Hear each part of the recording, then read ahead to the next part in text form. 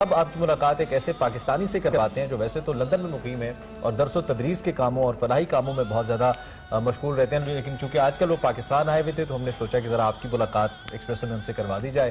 تو لندن میں جناب یہ جو پاکستانی ہے عدنان رشید صاحب ان کا نام ہے، بہت سارے لوگ جو شعبے سے وابستہ ہیں وہ ان کو جانتے ہیں، جو نہیں جانتے ہم ان کو بتائیں۔ بالکل، عدنان رشید اس وقت ہمارے ساتھ موجود ہیں، ان سے جانیں گے کہ لندن میں ان کا رمضان مبارک کیسے گزرتا ہے، اب چونکہ وہ پاکستان میں تو یہاں پر کس طرح سے مختلف ہے۔ بہت شکریہ عدنان رشید صاحب کہ آپ ہماری ایکسپریسو کی خیر رمضان ٹرانسمیشن کا حصہ بنے۔ سب سے پہلے آپ کا رمضان مبارک کیسا گزرا یہ جانیں گے۔ بسم اللہ الرحمن الرحیم۔ سب سے پہلے میں شکریہ ادا کرنا چاہوں گا ایکسپریس نیوز ٹیم کا، مجھے آپ نے دعوت دی اس پروگرام میں آنے کی۔ رمضان کا مہینہ الحمدللہ پاکستان میں میرا بہت عرصے بعد گزر رہا ہے۔ میں تقریباً پچھلے 23 سال سے جو ہے وہ برطانیہ میں مقیم ہوں، اور وہاں پر رمضان المبارک کا جو مہینہ ہے وہ اس کی نوعیت کچھ مختلف ہے۔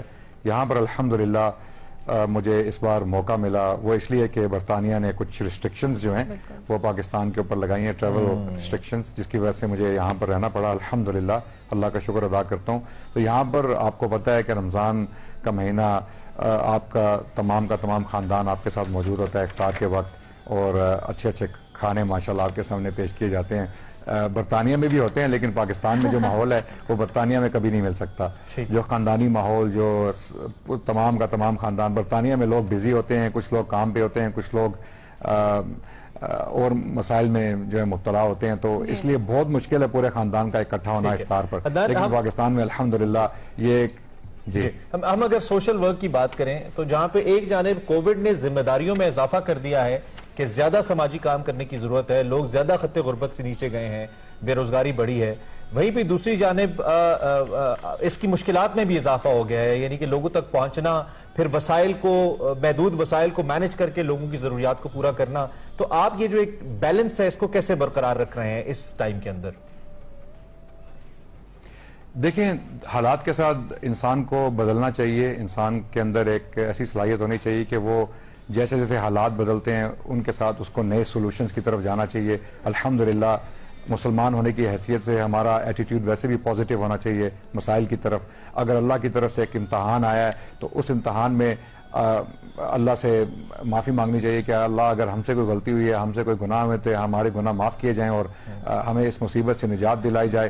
اور اسی طرح ہمیں چاہیے کہ عبادت کر کے اللہ سبحانہ تعالیٰ کا شکر بھی ادا کریں کہ اللہ سبحانہ تعالیٰ نے شاید ان مشکلات کے ساتھ ساتھ کچھ ہمارے لیے جو اچھے مواقع بھی جو ہیں وہ فراہم کر دی۔ مثال کے طور پہ پہلے لوگ جو ہیں وہ اللہ سے بہت دور تھے، لیکن اب لاک ڈاؤن کی وجہ سے بہت سارے لوگ عبادت میں مشغول ہیں، قرآن پڑھ رہے ہیں، رات کو تراویحیں گھر میں ہی ہو رہی ہیں۔ اور جس طرح سے آپ نے خود بھی بات کی کہ کووڈ کی وجہ سے بہت محدود ہو گیا ہے، رمضان مبارک میں کووڈ ریسٹرکشنز کی وجہ سے عبادات بھی ہیں وہ بھی گھروں میں کرنی پڑ رہی ہیں، اگر جا بھی رہے ہیں تو بہت ایسوپیز کے ساتھ ہے۔ اگر ہم لندن کی اسپیشلی بات کریں، جو کہ آپ نے کہا کہ جس طرح سے آپ کافی عرصے سے وہاں مقیم ہے، وہاں پر ایک جو سیٹ اپ ہے یا جہاں پہ رمضان مبارک جس طرح سے گزرتا ہے، زیادہ ڈفرنس آپ کو کہاں فیل ہوا پاکستان اور لندن کی اگر ہم بات کریں تو؟ لندن میں اس طرح ہے کہ عموماً رمضان کے مہینے میں لوگ بہت خوش ہوتے ہیں، الحمدللہ ان کے لیے مساجد کھول دی جاتی ہیں، وہ تراویحیں پڑھتے ہیں، مساجد میں ملتے ہیں، افطار کا بہت زبردست بندوبست ہوتا ہے۔ تمام مسلم ممالک سے لوگ جو ہیں وہ افطار کا انعقاد کرتے ہیں مساجد میں، اور کھانا پینا جو ہے وہ فراہم کرتے ہیں۔ لیکن کووڈ کے بعد اگر میں پچھلے سال کی بات کروں تو ہمارا جو پورا رمضان تھا وہ لاک ڈاؤن میں گزرا۔ اس کا ایک فائدہ بھی ہوا، ہاں یہ ہے کہ مساجد بند تھی، مساجد میں عبادت نہیں کر سکے، لیکن گھر میں عبادت کرنے کا، اپنے بچوں کے ساتھ، اپنی وائفز کے ساتھ اور اپنے پیرنٹس کے ساتھ جو عبادت کرنے کا مزہ ہے وہ بلکہ مزہ کیا، ایک بہت بڑی سعادت ہے۔ بہت عرصے سے وقت نہیں گزارا تھا بچوں کے ساتھ مل بیٹھ کے کھانا نہیں کھایا، ان کے ساتھ وقت نہیں گزارا۔ وہ سکولز میں ہوتے ہیں، ہم کام پہ ہوتے ہیں، ہم بزی ہوتے ہیں، وہ بھی بزی ہوتے ہیں۔ تو لاک ڈاؤن کی وجہ سے لوگوں کو یہ احساس ہوا کہ ہماری فیملیز بھی ہیں، ہمارے بچے بھی ہیں، اور وہ اس قدر یعنی بالکل ان کو ٹائم دینے کا موقع ملا۔ تو یہ ایک ڈیفرنٹ سچویشن تھی ہمارے لیے پچھلے رمضان میں۔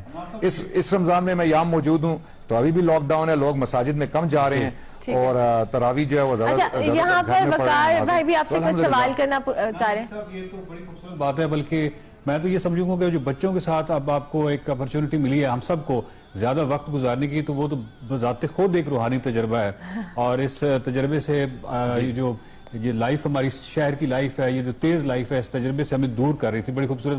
آپ یہ بتائیے گا کہ عید کے حوالے سے کیا ہو رہا ہے، یعنی بچوں میں اور آپ کی جو لندن میں، یعنی عید کیسے گزارنے کا کوئی پلان ہے، کس طریقے سے، اور باقی جو کمیونٹی ہے پاکستانی وہ کس طرح انٹریکٹ کر رہی ہے، عید کے حوالے سے کیا ہو رہا ہے؟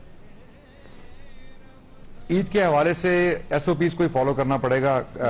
کورونا کی وجہ سے بہت ساری ریسٹرکشنز ہے گورنمنٹ کی طرف سے. میرا نہیں خیال کہ گورنمنٹ، برطانیہ کی گورنمنٹ جو ہے وہ پبلک گیدرنگز کو الاؤ کرے گی وداؤٹ ایس او پیز. سو ایس او پیز کو فالو کرتے ہوئے، ظاہر ہے ڈسٹنس، سوشل ڈسٹنسنگ رکھتے ہوئے لوگ عید منائیں گے، جس طرح لاسٹ ایئر آخری سال میں پچھلے سال میں منائی گئی تھی. تو یہاں پر پاکستان میں بھی یقیناً ایس او پیز کو فالو کیا جائے گا. اچھا عدنان صاحب، آپ کی موجودگی سے فائدہ اٹھاتے ہوئے ایک بڑا اہم نقطہ ہے چیریٹی کے حوالے سے. جب ہم بات کرتے ہیں، ہمیشہ تعریف کرتے ہیں کہ پاکستانی قوم دنیا میں سب سے زیادہ چیریٹی کرتی ہے، لیکن دوسری جانب یہ بھی ایک نقطہ ہے کہ وہ سب سے زیادہ ان آرگنائزڈ چیریٹی ہے. وہ چیریٹی کہاں پہ جاتی ہے، ہم اپنی طرف سے نیکی سمجھ کے کر رہے ہوتے ہیں، وہ پیسہ کہاں استعمال ہوتا ہے ہمیں نہیں معلوم ہوتا. تو آپ کوئی ایسا ماڈل ہمارے سامنے آپ جیسی شخصیات رکھ سکتے ہیں جس سے یہ چیریٹی چینلائز ہو اور حقدار تک پہنچے اور کسی مذموم مقاصد میں استعمال نہ ہو؟ کوئی ایسی مثال، کوئی ایسا طریقہ آپ ہمارے سامنے رکھ پائیں؟ جی بالکل، ہماری اپنی چیریٹی ہے برطانیہ میں، آئرا کے نام سے، Islamic education and research academy. اور اکثر لوگ جو اس چیریٹی میں کام کر رہے ہیں وہ پاکستانی نژاد ہیں، اور الحمدللہ بہت آرگنائز طریقے سے کام کیا جا رہا ہے اور بہت ٹرانسپیرنسی کے ساتھ کام ہو رہا ہے. اسی طرح پاکستان میں بھی یقیناً بہت ساری چیریٹیز ہیں جو اچھا کام کر رہی ہیں.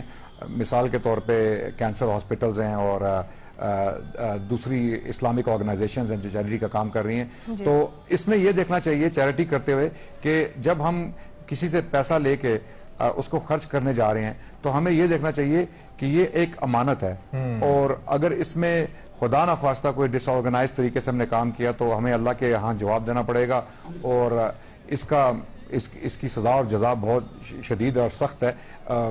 جتنی جزا ہے اتنی ہی سزا ہے. تو احتیاط کرنی چاہیے. اور اس کا بہترین طریقہ یہ ہے کہ آپ دیکھیں کہ اگر آپ کا اپنا کاروبار ہوتا، آپ کی اپنی دکان ہوتی، آپ کی اپنی کمپنی ہوتی، تو آپ اس کو کس طرح چلاتے.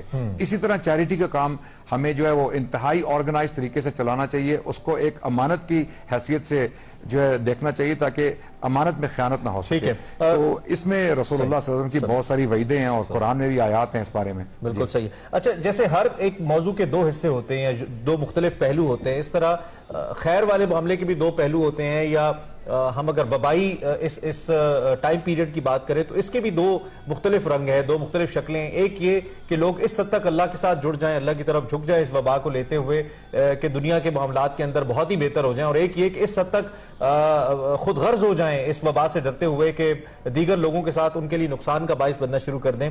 احساس کا پیغام بہت ضروری ہے، احساس ہونا بہت ضروری ہے. آپ دنیا میں بہت بڑا کام کر رہے ہیں اور پاکستان کا نام بھی روشن کر رہے ہیں. اس وبا کے دور کے اندر اپنے تجربے کی بنیاد پہ آپ پاکستانیوں کو کیا کہنا چاہیں گے؟ ہمارے کیا فرائض بنتے ہیں؟ ہم کیسے اس وقت سے نکلیں؟ دیکھیے، ہمیں یہی سوچنا ہے کہ اگر ہم احتیاط نہیں کریں گے تو ہم خود کو تو نقصان پہنچائیں گے، لیکن بہت سارے دوسرے لوگ جو ہیں وہ نقصان کا شکار ہوں گے. ابھی آپ پڑوسی ملک میں دیکھ لیں کہ لوگ جو ہیں وہ روڈز پہ پڑے ہیں، یعنی ان کی تیمارداری کے لیے ان کی ہیلپ کوئی نہیں کر سک رہا، ڈاکٹرز بھی کچھ نہیں کر سک رہے، آکسیجن ختم ہو گیا ہے، اور ایک بہت بڑا المیہ ان کے لیے ایک بن گیا. بلکہ ہمارے ملک میں سے ہمیں فخر کرنا چاہیے کہ بہت سارے لوگوں نے آفر بھی کیا کہ اگر آپ کو ہیلپ کی ضرورت ہے تو ہم ہیلپ کریں گے. تو ہمیں چاہیے کہ ہم بچیں، ہم احتیاط کریں، ہم ایس او پیز کو فالو کریں، ماسک پہنیں. عدنان بھائی، دل تو کرتا ہے کہ آپ سے مزید بھی بات ہو، کیونکہ آپ اتنی اچھی بات کر رہے ہیں اور خیر کا کام کر رہے ہیں. خیر کا کام کرنے والے لوگ کم ہی ہیں دنیا میں، لیکن وقت کم ہے، مجبوری ہے. آپ کا بہت شکریہ، آج آپ ہمارے ساتھ موجود رہے، اور ہم دعا کرتے ہیں